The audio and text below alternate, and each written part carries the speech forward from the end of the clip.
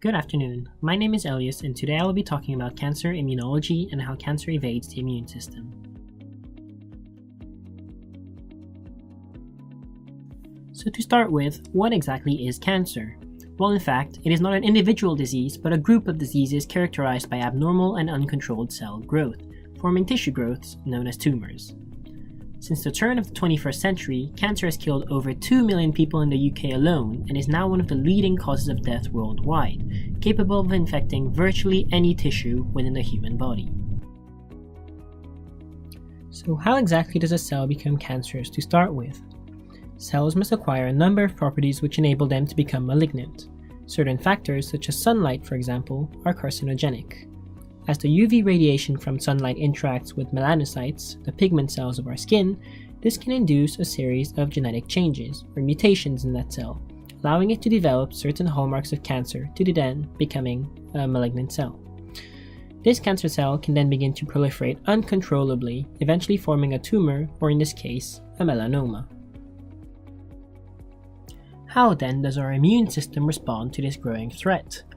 One theory, which was proposed by Paul Ehrlich in 1909 and refined in 1970 by Burnett, is that of immunosurveillance. This essentially says that genetic changes leading to malignancies are common in somatic cells, and that the immune system is responsible for eliminating or inactivating these potentially dangerous mutant cells. Assuming this theory were to be at least partially correct, there are three main cells which have been observed to mediate tumor destruction: professional antigen-presenting APC cells, cytotoxic T lymphocytes, CTLs, and natural killer cells, NK cells. Let us start with NK cells. These are part of the innate or non-specific arm of the immune system, meaning that they do not need any activation. They essentially patrol around the body, binding to cells non-discriminately and analyzing their surface markers to determine whether the cell is infected or cancerous in this case.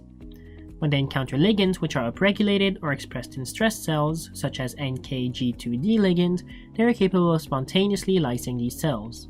The mechanisms for such involve perforins, which is a molecule capable of punching a pore through the cell membrane of the malignant cell, causing leakage into and out of the cell, but more importantly, allowing a second type of molecule, granzymes, to be released from the NK cell into the malignant cell, triggering apoptosis.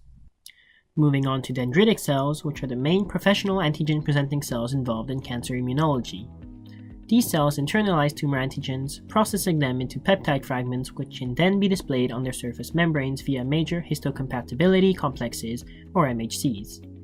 This allows them to complete their role of antigen presentation, which links to the last type of cell here, cytotoxic T lymphocytes, or CTLs. CTLs are part of the adaptive immune system and require activation by APCs to exert their function. The first signal required is the interaction of the T cell receptor with the peptide presented on the MHC class I molecule of the dendritic cell. The second signal involves co-stimulatory molecules such as CD28 on the CTLs interacting with CD80 or CD86 on the APCs. Once these two signals are received, the CTL becomes activated and can divide to mediate a response against the tumor. The CTLs can then bind to tumor antigens presented on MHC molecules on the tumor surface itself and destroy the malignant cell in the same way as NK cells through the use of perforins and granzymes. A range of chemokines released by these three cells, such as IFN gamma and IL-12, also play a big role in enhancing anti-tumor immune activity. So, going by what we've said so far, these immune cells could effectively destroy this tumor, leaving our patient tumor-free. However, the fact that malignant tumors develop in patients with fully functional immune systems suggests that immunosurveillance is only a part of the process. Therefore, this theory has been modified over the last few years into a theory termed immunoediting. This model consists of three stages: elimination, equilibrium, and escape. The first, elimination, is equivalent to the immunosurveillance model we covered. However, in a more realistic tumor, heterogeneity is involved, where different cells within the tumor itself will develop different mutations, some of which render them more resistant to the immune system. Hence, going back to our model melanoma, some tumor cells would have very high immunogenicity, while others will be poorly immunogenic and hence not as easily destroyed. If the immune cells are not completely eradicated by the immune system, a transitory phase will kick in where the immune system and developing tumor are in a balanced state, where the growth of the tumor is kept in check. This phase is termed the equilibrium phase and can last several years. Finally, over the equilibrium phase, the tumor cells will acquire mutations which will allow them to escape from immune control and proliferate in an unrestricted manner, leading to clinically apparent tumors. This escape is mediated via various mechanisms, and it is these mechanisms of immunoevasion which we are interested in and will now look at in more detail. First of all, this selectivity of tumor variants resistant to immune effectors is a resistant mechanism in itself.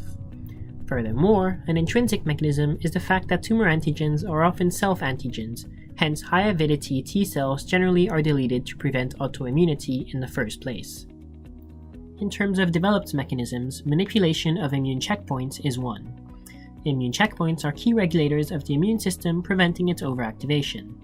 Following T cell activation, T cells express co-inhibitory receptors such as CTLA4 or PD-1, which are taken advantage of by the tumors, which express PD-1 ligands on their surface, for instance, to inactivate these T cells. Tumors can also mutate genes involved in antigen processing, such as TAP and LMP2 or 7, or even the MHC genes themselves, allowing tumor cells to reduce MHC on their surface and evade CTL detection. Malignant melanomas have been shown to have low basal MHC levels, for instance.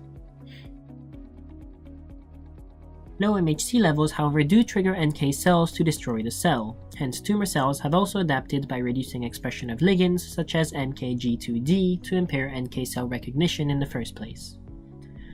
Tumors also change their local environment via production of immunosuppressive cytokines, so it becomes a hostile place for the immune cells to work. TGF-beta, VEGF, interleukin 8, and interleukin 10 are all cytokines released within the microenvironment, which cripple CTL and NK cell functionality. These molecules are also known to inhibit DC maturation, preventing antigen presentation. Tumors are also known to downregulate NK-attracting chemokines such as CXCL2 in the tumor microenvironment. Finally, tumor cells can attract immune cells which suppress the activity of other immune cells, thereby supporting tumor growth. These include regulatory T cells and myeloid-derived suppressor cells. Regulatory T cells are drawn into the tumor microenvironment via tumor-mediated chemokine production and suppress the immune system in many ways via secreting inhibitory cytokines such as interleukin 10 and TGF-beta. These chemokines inhibit NK cells, CTLs, and dendritic cells, but also lead to conversion of CTLs to Tregs. They can also release granzymes to degrade CTLs via apoptosis. For all these reasons, immunoediting was recently added as a hallmark of cancer, and understanding its mechanisms has provided a basis for the development of multiple new immunotherapies, many of which have already been used in treatment of cancer, such as CAR T cells. Thank you for listening.